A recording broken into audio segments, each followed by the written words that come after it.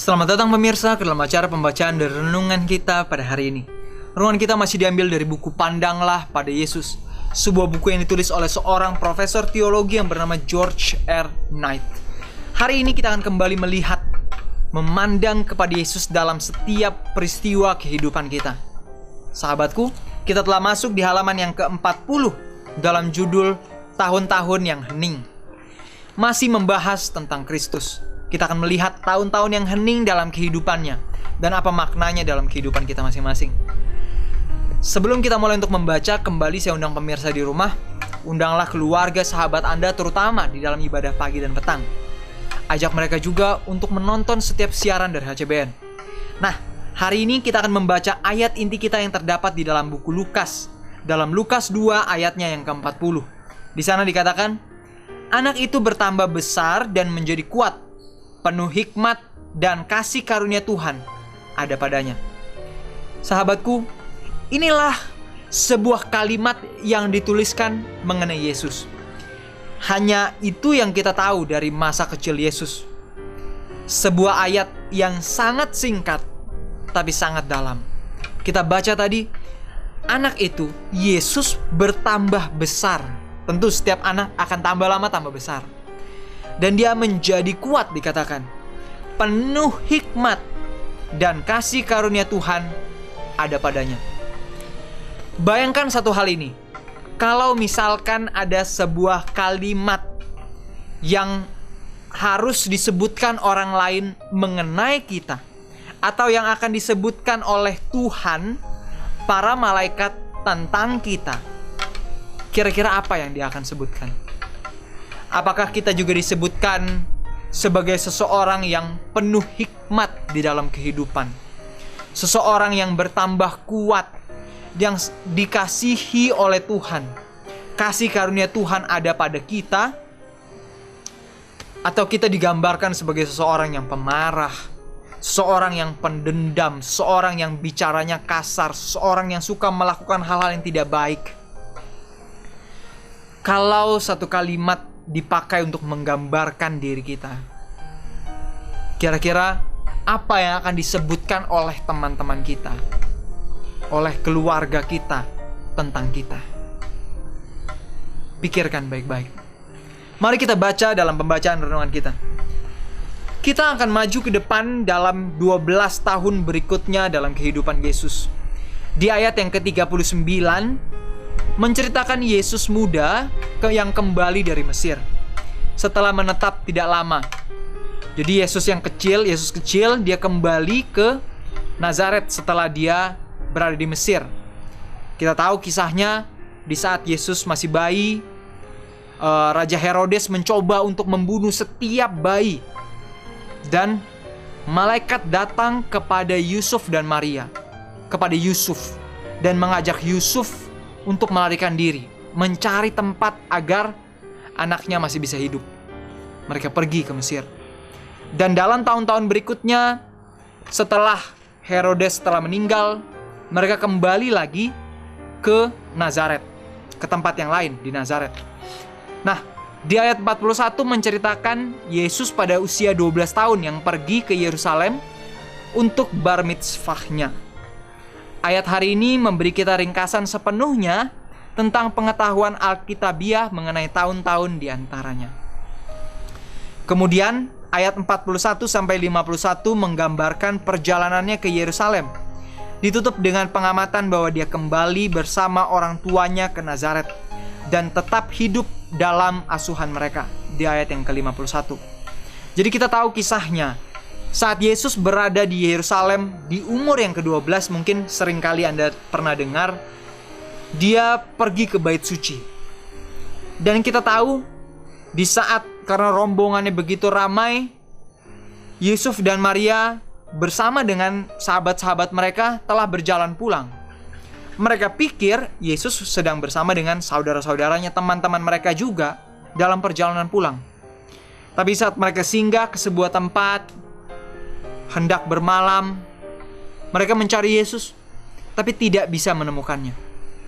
Lalu pada akhirnya Yusuf dan Maria kembali ke Yerusalem mencari Yesus kembali. Anda tahu, 3 hari baru mereka bisa menemukan Yesus. Sebuah kalimat di dalam buku Kerinduan Segala Zaman diceritakan. Sebuah aplikasi dari kehilangan Yesus yang terjadi oleh Yusuf dan Maria. Dikatakan 1 hari saja mereka kehilangan Yesus.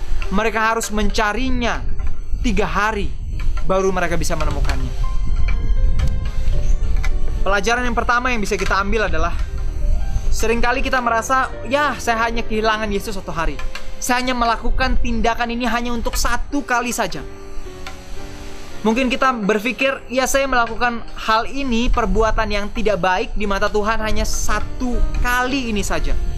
Tapi 1 saat saja kita kehilangan Yesus membutuhkan beberapa hari untuk kita bisa menemukannya kembali. Seperti yang terjadi kepada Yusuf dan Maria.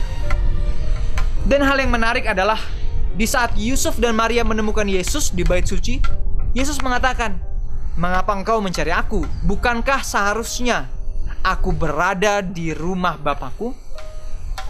Tetapi Yesus pun menyadari bahwa belum waktunya untuk melakukan misinya. Karena di ayat selanjutnya diceritakan bagaimana Yesus tetap pulang bersama Yusuf dan Maria dan tinggal dalam asuhan mereka. Jadi walaupun Yesus sudah mengetahui apa yang menjadi misinya di dalam dunia ini, tetapi di saat waktunya belum tiba, dia tetap mengikuti apa yang dilakukan oleh orang tuanya. Perintah asuhan, diasuh kembali dan dibimbing oleh orang tuanya. Dia tetap menurut.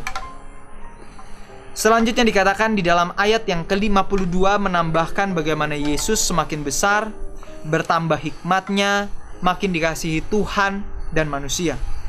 Dengan demikian setelah peristiwa-peristiwa seputar kisah kelahirannya dan sekilas gambaran tentang perjalanannya ke Yerusalem pada usia 12, maka kita hanya punya 3 ayat tentang 30 tahun pertama dari orang yang paling penting dalam sejarah dunia. Yang kita dengar hanya keheningan yang hampir membisu sepenuhnya. Jadi kisah yang dituliskan mengenai Yesus berakhir dalam masa kecilnya di umurnya yang ke-12. Sampai umurnya yang ke-30 hanya ada 3 ayat yang menceritakan hal tersebut. Ayat yang merangkumkan peristiwa hidupnya. Bagaimana Yesus bertambah besar, semakin dikasihi oleh Tuhan dan dikasihi oleh manusia. Nah, mengapa hal itu terjadi? Mari kita lihat. Apalagi yang akan saya berikan untuk melengkapi gambaran itu? Pikirkan saja jika saya menemukan 5 halaman naskah atau 1 foto saja dari tahun-tahun yang membisu itu. Saya serta-merta akan menjadi kaya. Tetapi Tuhan dalam segala kebijaksanaannya hanya memberitahu kita bahwa Yesus hanya wajar-wajar saja dalam pertumbuhannya. Dan selain itu kita tidak menemukan apa-apa. Dalam Alkitab tidak diceritakan apa yang terjadi saat Yesus berumur 15 tahun, 17 tahun, 20 tahun. Tidak diceritakan secara spesifik. Hanya dalam sebuah ayat rangkuman yang besar tadi. Nah, hari ini kita diajak untuk melihat bahwa sesungguhnya pengalaman kehidupan dari masa kecil Yesus sesungguhnya sama seperti kita. Tidak berbeda. Dia juga melakukan aktivitas seperti biasa, bermain seperti biasa, melakukan pekerjaan tanggung jawab rumah tangga yang biasa seperti kita. Dia membantu ayahnya sama seperti anak-anak yang lain seperti kita. Tidak ada peristiwa yang besar yang menunjukkan bagaimana dia berbeda. Sahabatku, namun sayangnya tidak semua orang berbahagia dengan 3 ayat tadi. Sehingga dikatakan ada orang-orang yang membuat kisah yang lain. Ada yang menulis Injil tentang masa kanak-kanak Yesus, karya dari Thomas, yang menggambarkan Yesus pada usia 5 tahun. Dia sudah membentuk burung pipit dari tanah. Dan itu baik-baik saja, tetapi itu adalah hari Sabat dikatakan. Sehingga ada beberapa orang Yahudi yang mengeluh kepada Yusuf. Lalu Yusuf menegur Yesus yang menepuk kedua tangannya dan berseru kepada burung pipit itu, "Pergilah." Dan burung pipit itu terbang sambil berciut. Orang-orang Yahudi, sebagaimana kita dapat perkirakan, mereka heran. Mereka menjadi bingung bagaimana itu bisa terjadi. Lalu ada juga kisah-kisah lain yang menggambarkan Yesus muda yang menyembuhkan orang yang terluka. Ada juga kisah bagaimana Yesus dari sejak kecil dia sudah bisa membangkitkan orang mati, mengutuk musuh-musuhnya agar mereka mati dan sebagainya. Tetapi ini semua hanyalah kisah karangan yang tidak benar sesungguhnya. Tidak bisa dibuktikan kebenarannya.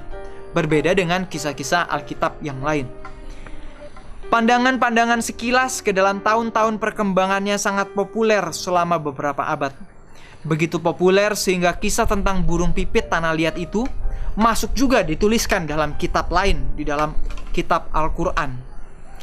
Nah, tetapi sesungguhnya kisah itu tidak diangkat dan dimasukkan ke dalam bagian dalam kitab suci.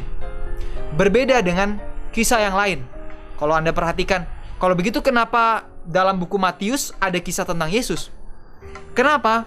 Kalau Anda perhatikan, Alkitab tidak berdiri sendiri. Satu kisah selalu ditopang dengan kisah yang lain. Dari sudut pandang penulis dan orang yang berbeda. Itulah mengapa kita bisa yakin bahwa itu memiliki kebenaran.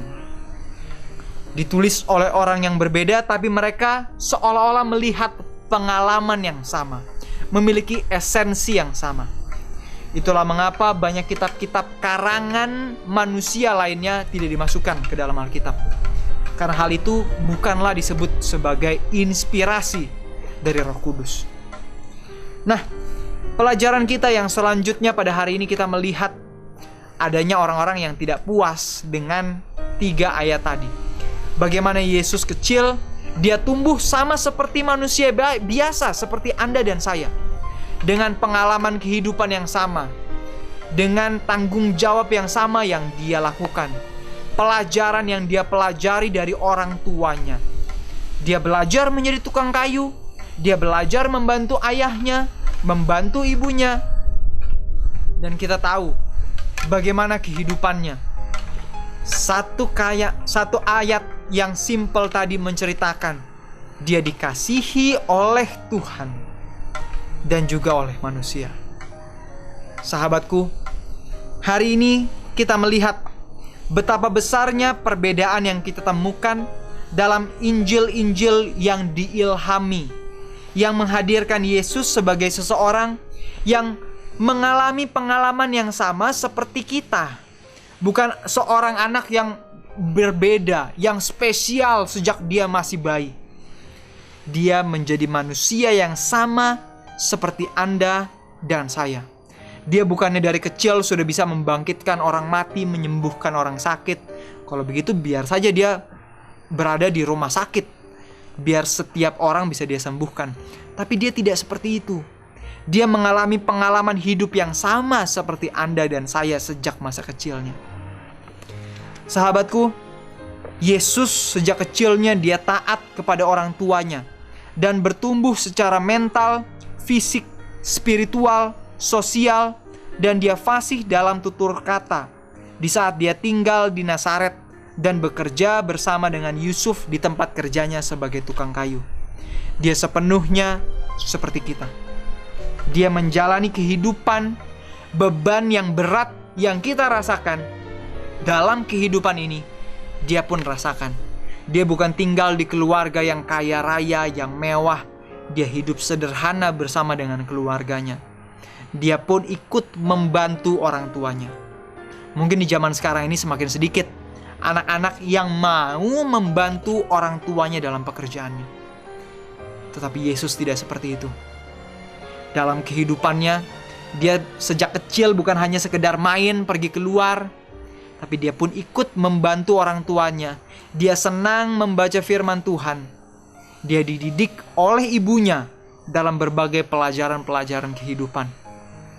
Sahabatku, Yesus merasakan pengalaman kehidupan yang sama seperti kita, beban yang sama seperti kita. Itulah mengapa dia bisa mengatakan bahwa dia mengetahui beban yang kita hadapi. Dia pun ikut menanggung sakit penyakit yang kita rasakan. Seorang juru selamat yang bukan hanya sekedar menyuruh kita melakukan satu hal yang tertentu, menyuruh kita menuruti perintah-perintah Tuhan, dia pun menjalaninya terlebih dahulu. Perintah dari orang tuanya dia turuti, perintah dalam firman Tuhan dia pun hidupkan itu. Sahabatku, inilah kisah dari tahun-tahun yang hening, tahun-tahun yang sunyi dalam kehidupan Yesus. Tidak ada satu hal yang spesial yang terjadi, tetapi dalam penurutannya adalah satu hal yang spesial. Dalam kesetiaannya, di mana dia dikasihi oleh Tuhan dan juga manusia. Hari ini, kalau dirangkumkan dalam sebuah kalimat, apakah kita bisa mengatakan bahwa kita dikasihi oleh Tuhan dalam penurutan dan kesetiaan kita? Walaupun kita percaya, entah kita baik, entah kita jahat, Tuhan tetap mengasihi kita. Walaupun ada resiko dari kejahatan atau tindakan-tindakan yang kita perbuat. Tapi dalam kalimat yang selanjutnya, dikasihi oleh manusia, dapatkah kita mengatakan hal yang sama? Mungkin ada orang-orang tertentu yang mengasihi kita. Tapi bisakah kita katakan, setiap orang di mana kita bertemu, mereka pun mengasihi kita dan kita pun mengasihi mereka. Apapun yang terjadi, entah mereka melakukan yang baik, entah mereka jahat kepada kita, apakah kita juga mengasihi mereka? Sahabatku, tahun-tahun yang hening dalam kehidupan Kristus telah memberikan pengetahuan kepada kita bagaimana Yesus tetap setia dalam kehidupannya, melakukan tanggung jawab di rumah tangga, membantu orang tua, menjadi anak yang penurut, menjadi anak yang setia dalam kehidupannya bersama dengan Tuhan. Maukah kita melakukan hal yang sama juga? Sampai di sini pembacaan dari renungan kita pada hari ini. Ceritakan pelajaran yang Anda dapatkan pada hari ini kepada keluarga, sahabat, dan teman-teman Anda. Tuhan memberkati dan Maranatha.